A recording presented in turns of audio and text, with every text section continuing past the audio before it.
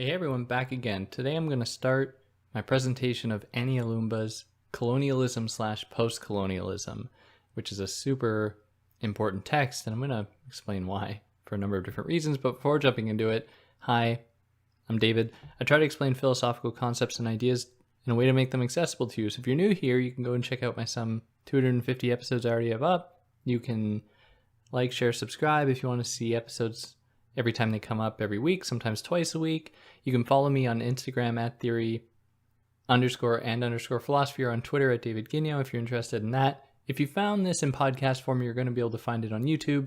If you found this on YouTube, you're going to be able to find it in podcast form if you're just into the audio. And if you want to help me out, you can do all those things like share, subscribe. You can help me out monetarily via Patreon or PayPal, but obviously no pressure. And so yeah, let's jump into Ania Loomba's Colonialism / Postcolonialism. Now, this is going to be in two parts.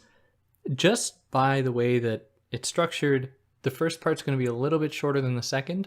So the first part is going to cover chapters, or the introduction in chapter 1, and then the second part is going to cover chapters 2, 3, and the conclusion.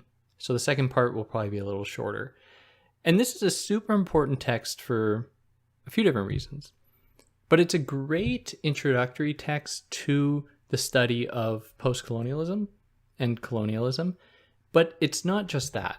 It'd be wrong to think of it as just a way to enter into this field, because since first having read this, which has probably been, approaching 10 years ago now, I first read this text. Since then, I've actually had the time to go and read all the texts that Loomba is referring to here. And once you know all of these texts, you just get there's so much more to this book. Loomba is just really unparalleled in this stuff. And the insights that she brings to the table are they're largely unrivaled, in my opinion. So with that being said, as we go through this, she makes many references to so many disparate fields, be it Marxism, feminism, post-structuralism. And what I'm going to do is try to provide as much context as I can as we go through it. So to be able to explain what she means by something, what she means when she draws upon Foucault or Marx or Spivak, I should be able to provide some information there for you. So let's jump into this with the introduction. So since the first edition of this text, she's really musing on this, she's meditating on this in 1998, postcolonial studies has gained in prominence in academia, which has been really a 21st century phenomenon as far as its study in pretty much every institution. And, you can find it a lot in English departments and maybe, cultural studies, sociology departments, but it's really grown as a field of study. And it has drawn, really because of that as well, it has drawn the ire and the anger of many people who think that it's just trying to bring down the West, it's trying to just challenge Western values, which if anyone says that, then to me that just reads as more of a justification for postcolonial studies. Because if reading the testimony, narratives, literature of people who've been colonized, if that is threatening to a nation, to a culture, then it means that culture or nation has been complicit in the subjugation of those people who are being read in postcolonialism departments, or in English departments, the study of postcolonialism, however you want to characterize it. And this is such an important field of study because, by the 1930s, almost 90%, like 85 or something percent of the world's surface, or countries on Earth, or the world's surface was colonized by, which are two very different things, of the world's surface was colonized by Europe, which is just it's a mind-boggling figure, at least I think. And so even though there has been this monolithic enterprise to take control of the Earth, largely by Europe and European countries who share many values, they are very different.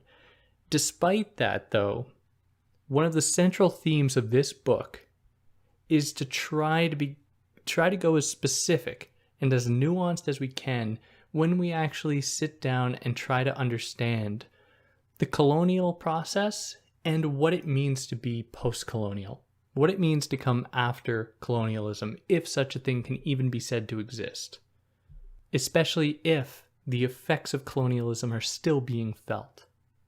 Now, part of the book as well is Loomba's effort to even criticize some elements of post-colonialism or post-colonial studies for a few different reasons. It tends to be very compartmentalized, and it tends to be, people tend to play on certain teams within post-colonial studies, where you'll have people who submit to total post-structuralist understandings of colonialism, and this dovetails with emphasizing cultural identity over maybe emphasizing economic conditions or economic factors that contributed to colonialism and therefore the effects of it afterwards in post-colonialism. So what she wants to try to do is try to undo this kind of these camp-like affiliations or these team-like affiliations within post-colonialism, to try to bring them together, to try to think about these experiences that people have gone through, often horrific experiences, and to understand them in as close to their own terms as possible, which means in a lot of cases departing from Eurocentric models of understanding experiences of colonization, be it through Marxism, post-structuralism, or Western feminism. And there's another thing where post-colonialism suffers from a certain cult of personality, where the same few figures are read over and over and over again within post-colonial theory, like Homi Bhabha, like Gayatri Spivak, like Edward Said, and these often come at the expense of real people who have written or spoken about their own experiences within a colonial empire, or living under colonial rule, or in the vestiges coming after it. So that's going to put us here into chapter 1, titled Situating Colonial and Post-Colonial Studies. And in this chapter, we're going to do a lot of definitional work, and we're going to look at the history of the emergence of post-colonial theory, because post-colonial theory is largely indebted to, whether this is good or bad, it's up for debate, but it is indebted to European histories of critical theory and of theory we can go all the way back to Marx and the legacies from Marx all the way through to Foucault, and we're going to outline all of those here, at least in a little bit of detail. But before then, it's important to really staple down how we can understand terms like colonialism, imperialism, neocolonialism, and post-colonialism. What are these things? How do they relate to one another?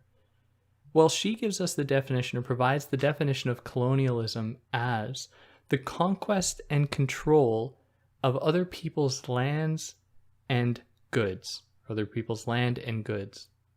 Now, it's important to note that with this definition, it's not reducible to a European phenomenon. Colonialism, if we accept this definition, has been conducted by many different empires all throughout history, not just Europe. There have been endless attempts by people all across the world, pretty much for all of human history, to take what isn't theirs, to go to somebody else's land or their property or home and take what is not theirs for themselves. So is there something specific or different about European colonization then? And I have my own thoughts on this, and I'll sprinkle them through, but it's important to recognize that there is something different. Just quantitatively, if you recall that figure I just gave earlier, that Europe had colonized 85% of the world's surface, we are presented with something unprecedented in the history of humankind. And this isn't to say that any kind of colonialism is good. It's just that this kind of colonialism is particularly bad. It's deplorable. At the scale that it was conducted is just unimaginable. Now, why did this happen? Why did Europe have such an immense, expansive imperial empires, the expansive empires? Well, it kind of depends who you read. So some Marxists will say that It just so happened this way because European efforts to colonize coincided with the emergence of capitalism and the early roots of capitalist exploitation. Now, anyone listening might say, well, I mean, when did Columbus travel to the quote-unquote Americas? In the early-ish 1500s. That's a little bit before capitalism, and I think that you'd have a point. But the point is that, by and large, some of the broadest European expansions occurred in 18th, 19th century Europe, when capitalism was starting to really gear up, when its roots were beginning to, when its seeds were beginning to sprout. And it makes sense insofar as you can only exploit your own people so much before they start getting annoyed. And you're going to need to start keeping them happy because they're also the people who are going to be taking care of the rich people, of the bourgeois within a certain country. So it makes sense to try to find cheap, easy labor overseas, not to mention to look for resources that you might not be able to grow or harvest or find in your country. So if you are guided by the drive for profit, then you're really going to seek to circumvent any barriers or borders that might hinder your search for profit. Hence the desire to go anywhere to find resources, to find avenues for capital. Now, some Marxist traditions give us a point of distinction, provide us a point of distinction between colonialism and imperialism. So, for example, Lenin believed that imperialism is inextricably tied to finance capitalism that tries to gain a hold over another country, over another territory, without necessarily enforcing that hold through direct rule, but instead maintaining a hold over a territory or country through indirect market regulations, through economic exploitation that places countries into indebtedness to other countries. Now, this is a very narrow way to understand imperialism. If we understand imperialism a little more broadly as just the effort to expand empire, then it can have many different forms. It's not just going to be about finance capitalism. But in any case, it's an important point to consider in that it is possible to maintain a hold over another country or territory not through direct rule, but through indirect forms of coercion and control. And just in this case that Lenin gives us, it happens to be one coordinated by the economy, by finance capitalism. Now, there are other things to consider here, how like the United States today, and especially when this second edition was coming out, after just in the post 9/11 period, American imperialism was, it didn't just deploy indirect means of coercion and control through the markets. It sent militaries, it sent its troops to seal economic futures for the United States, to make sure that there was going to be an abundant supply of oil that was going to be guarded and maintained, and the same thing, the Gulf War, to maintain these controls over these populations, not just indirectly, but very much directly as well. So Loomba wants us to think here of imperialism as something else. She wants us to think of it as originating from the metropolis, from the country of origin, really the center of that country of origin, and its result is colonialism.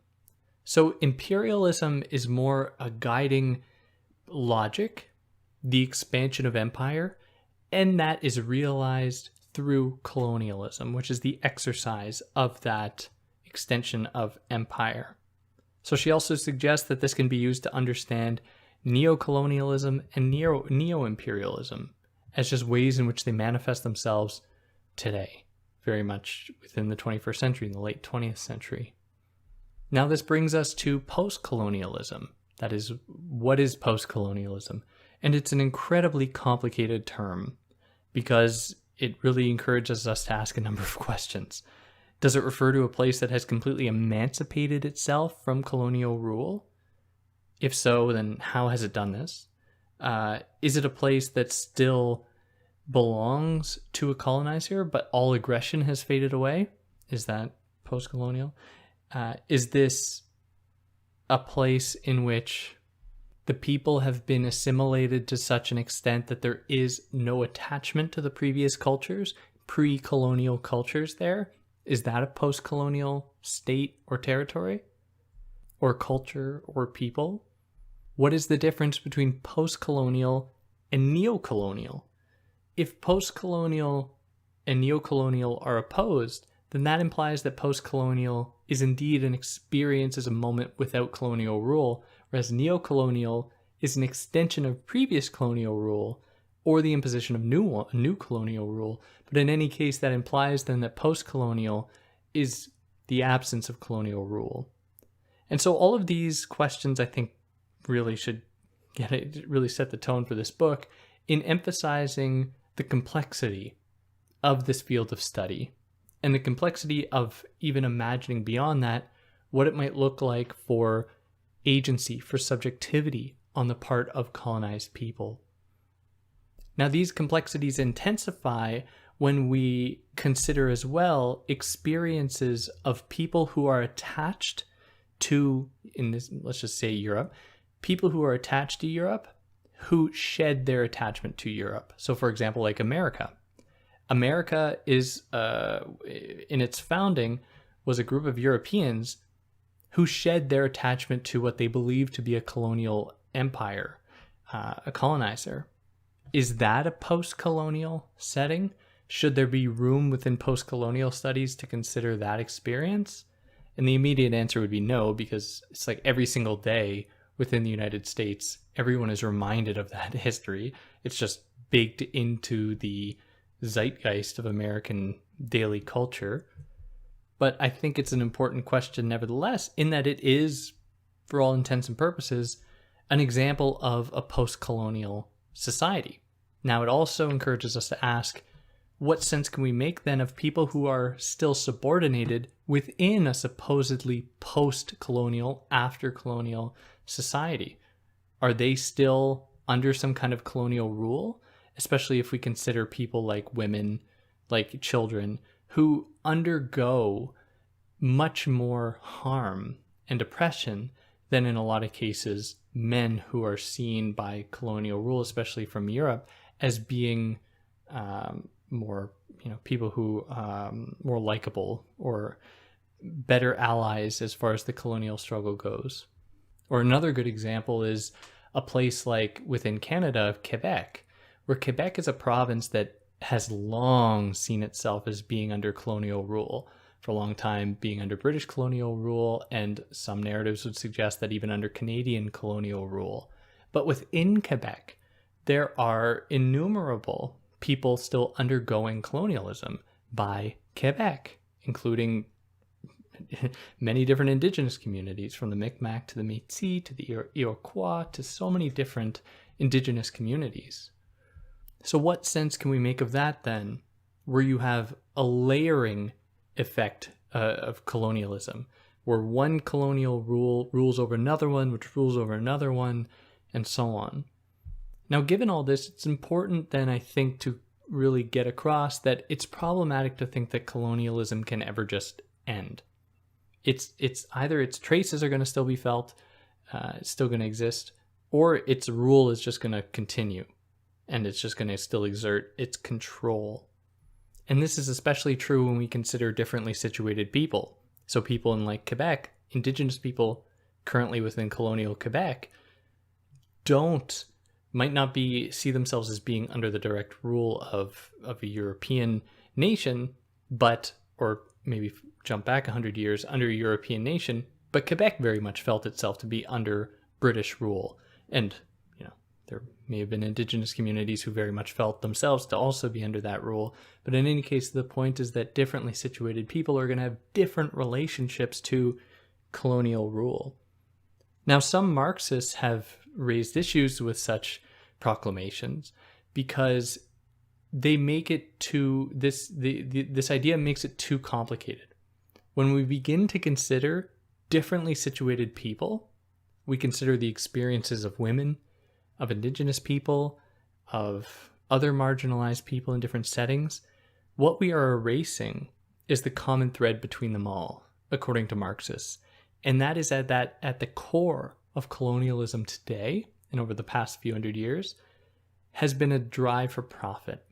And colonialism has been inspired by the intensification of capitalism and its many exploitative logics.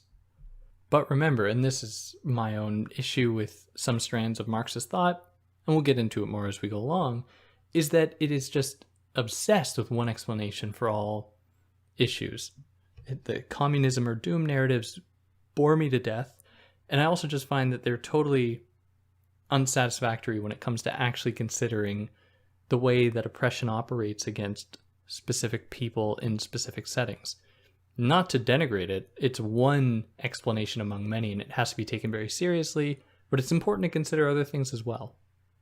Now, within post-colonial discourse, there's also a risk that colonized people's pasts are going to be erased in an effort to just homogenize colonized people as colonized people.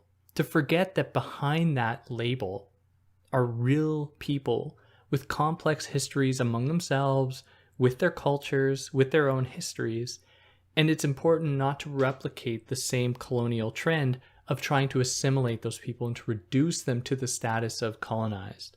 And by doing that, by trying to instead listen to people, to try to leave room for the exercise of cultural autonomy, to realize people's own cultural and historical futures, if that's not an oxymoron, then I think that can open up the door for a more beneficial or a more productive field of post-colonial studies, at least in my opinion. And as Spivak says, so Gayatri Spivak, though it's also important for people not to try to romanticize or reenact a lost past, which can be used for bad things as well. It can be used for evil in an effort to try to redeem a lost past. This can often come at the expense of marginalized people within certain settings, and we'll talk about that more as we go on. Now, to just turn again to Marxism for another second, it's going to keep coming up. But one of the really problematic elements of Marxist thought, and this goes from Marx all the way up to Zizek, is the idea that colonialism is a necessary evil, along with capitalism being a necessary evil. And for those that don't know, I've covered Edward Said's Orientalism on this channel, if you're interested in that, including a number of other post-colonial texts that belong to that field. But in Edward Said's Orientalism, he presents this passage from Marx in which Marx says that capitalism is necessary for its colonial functions in India to liberate the people from essentially from their backwards culture in order to bring them into the modern day, which is very problematic in a number of ways. And Zizek says the exact same thing in his text Versus Tragedy Then As Farce, which is, it would be comical if it wasn't so scary. The idea that there can possibly be a silver lining to colonialism. So there are problems within the Marxist tradition for those reasons as well, not just the ones I outlined. Now, with that being said, it's important to recognize that Marxism does offer a fair amount in understanding why colonialism occurs and maybe even how to combat it. And people like Aimé Césaire, Frantz Fanon have taken on this, in some cases, have taken on Marxism as a way to understand colonial power.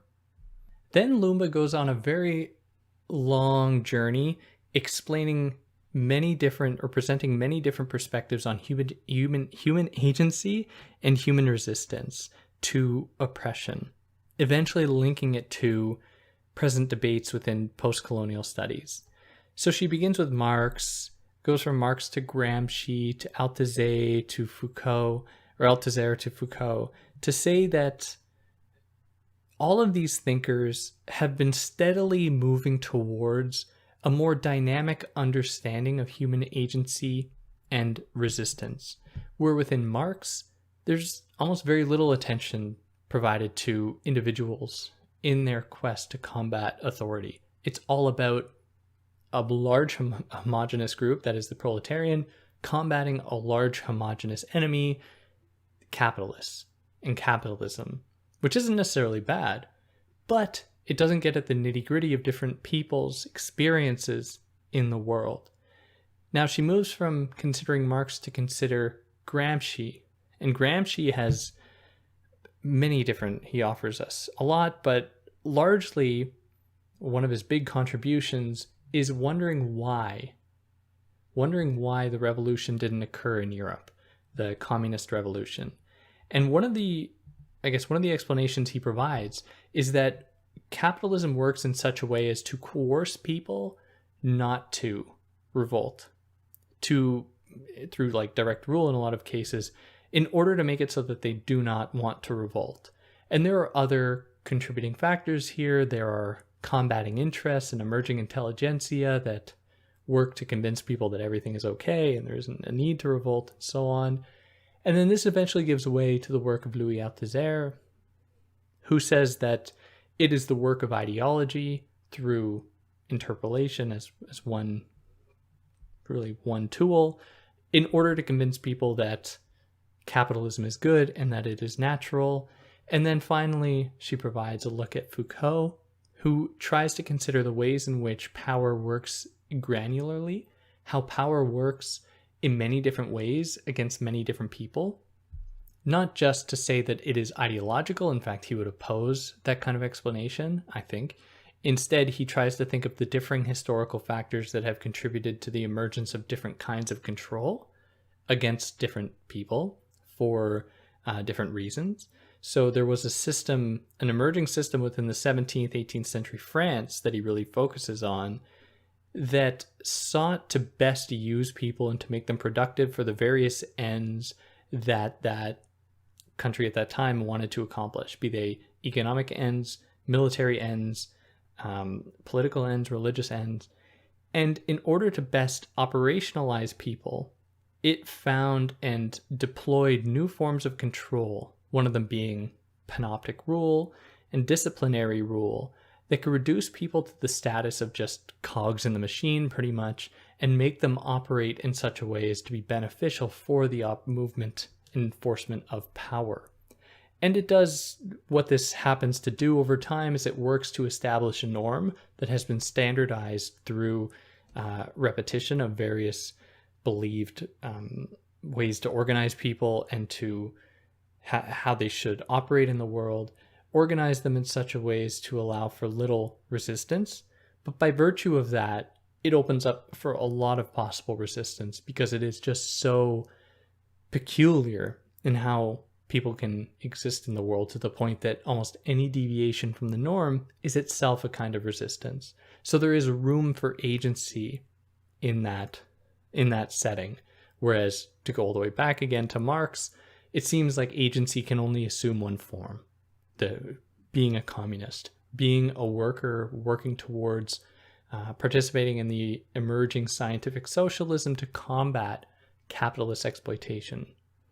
Now, eventually we're going to come to even consider Foucault, but this steady progression to a more nuanced consideration of resistance also happened to coincide in the 20th century with more people from varying backgrounds entering academia, and entering political life, entering economic life, and so on. And so they could share their experiences, and they could share all that they know about the way that oppression operates.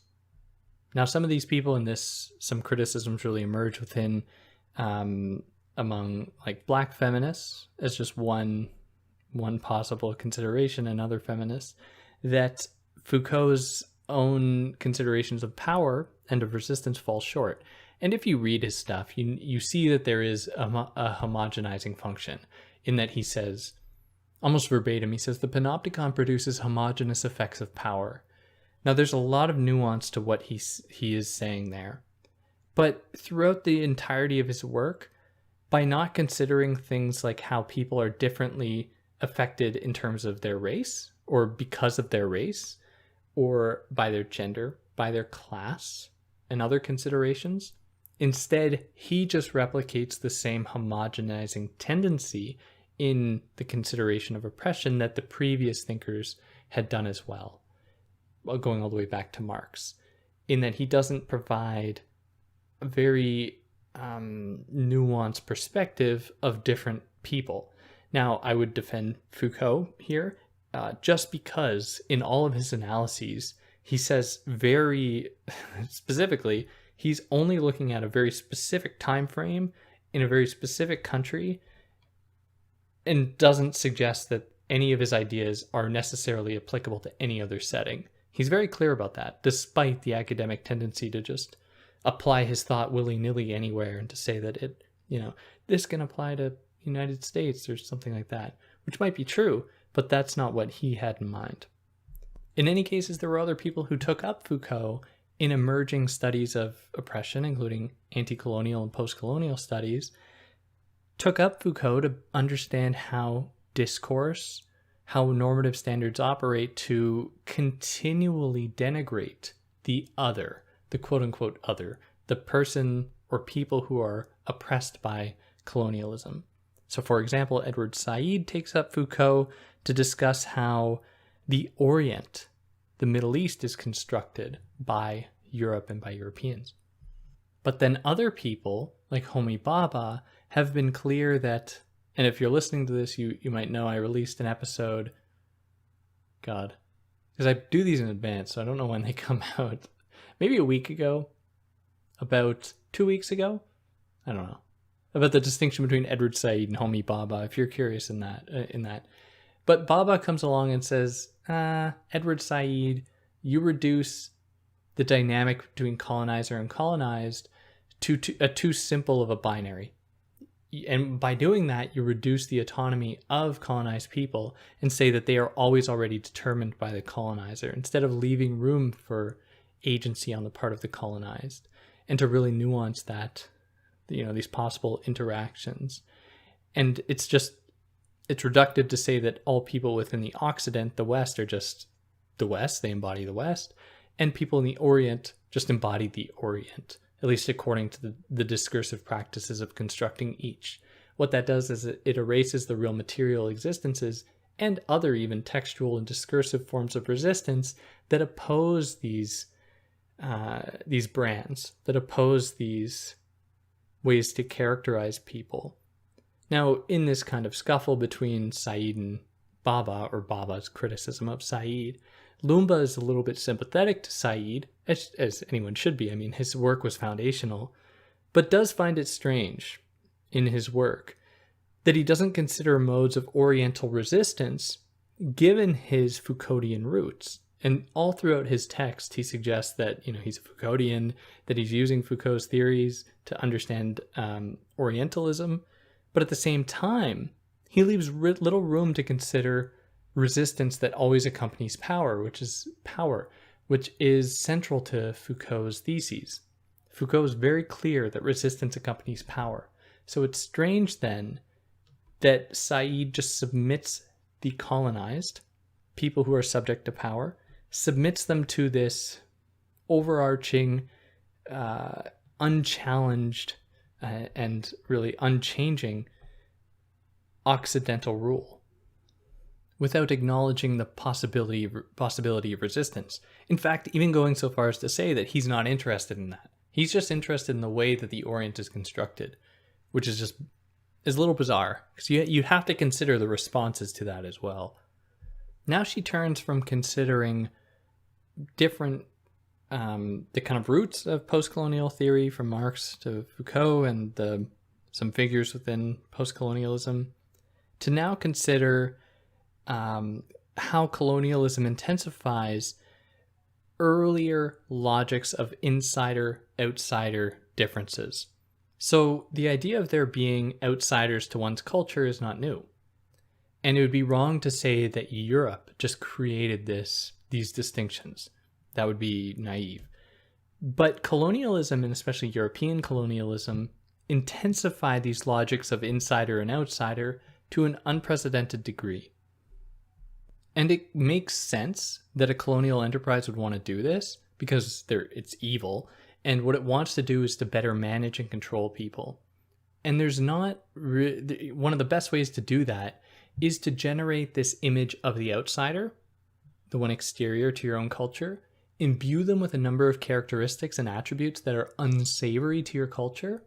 And then from there, you can make it all the more easy to justify ruling over them and imposing your values onto them, because under the moniker of civilizing them or of Christianizing them, anything that would be considered more enlightening than however they are in the world.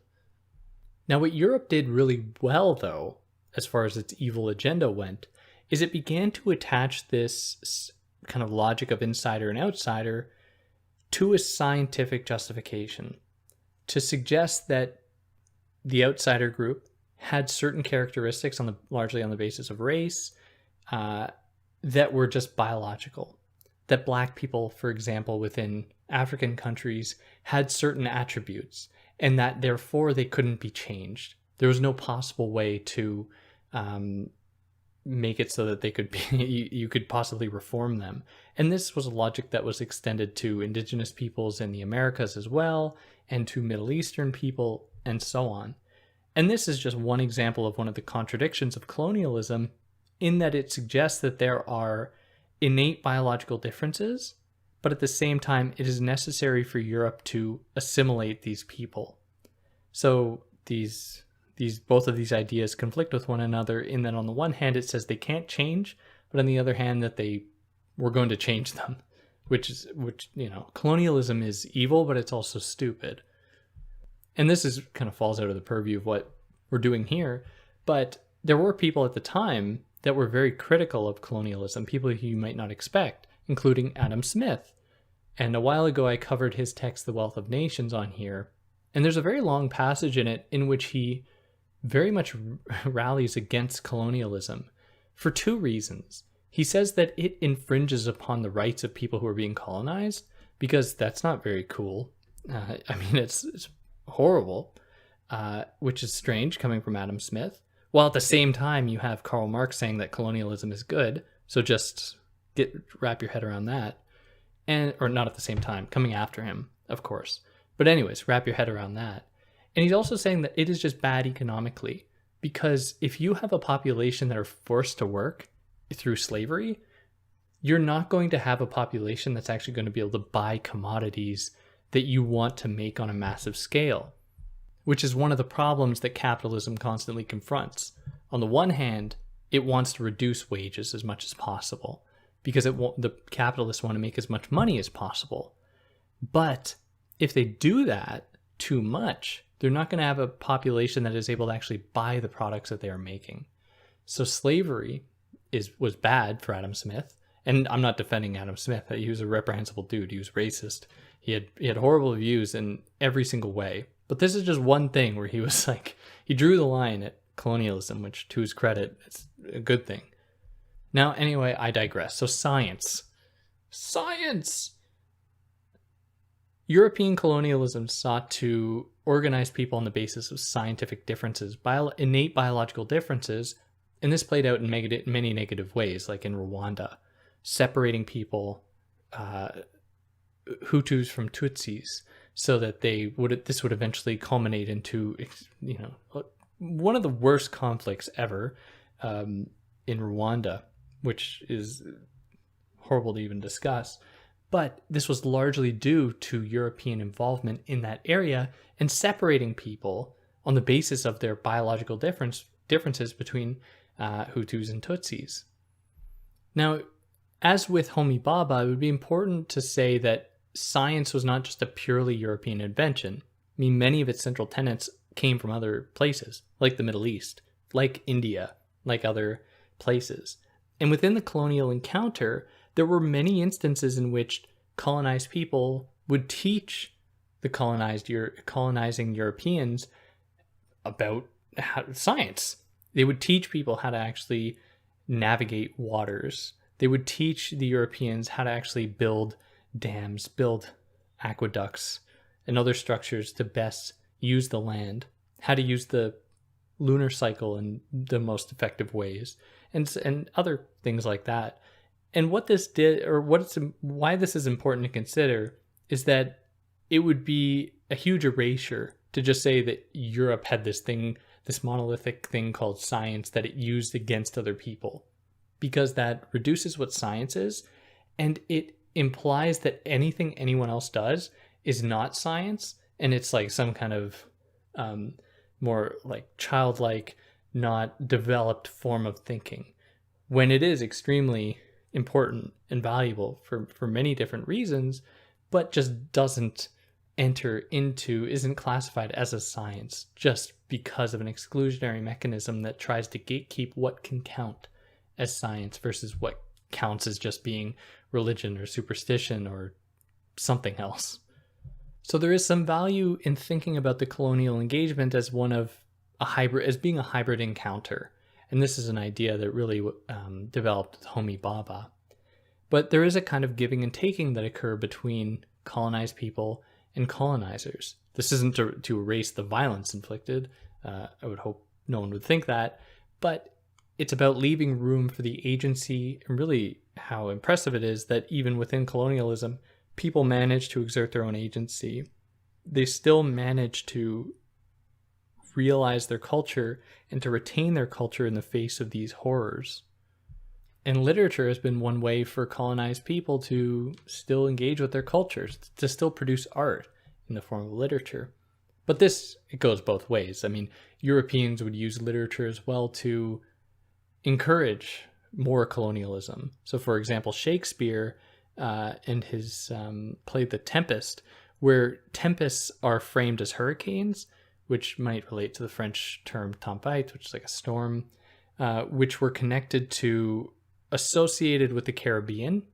And it was meant to also convey the idea of Caribbean, or the people being there, as being chaotic, as being storm-like. And one of the central figures in that text, Caliban, is an anagram for cannibal. And these might be reaching, like I don't know if that's what Shakespeare intended, but we also don't need to look at such speculative examples as Shakespeare's The Tempest. We can just look at other texts like Joseph Conrad's Heart of Darkness, which despite its efforts is in itself a pretty racist text. There's Henry Rider Haggard's She, if you haven't read, is about a journey into the heart of Africa, which is very problematic. These white Europeans go in there and just do whatever they want. They don't care. I mean, it's up for grabs. Now, or literature could have been used as a form of indoctrination, to indoctrinate colonized people to the colonizers' ways of being in the world. However, sometimes this would backfire, and for example, in India, the English texts were used to bolster Indian autonomy. So they would use the Bible in some cases as a way to justify Indian autonomy away from Europe. So it would actually fly back in their faces through a kind of mimicry, another term from Bhabha. So opinions on the use of colonial language and cultures would vary as well.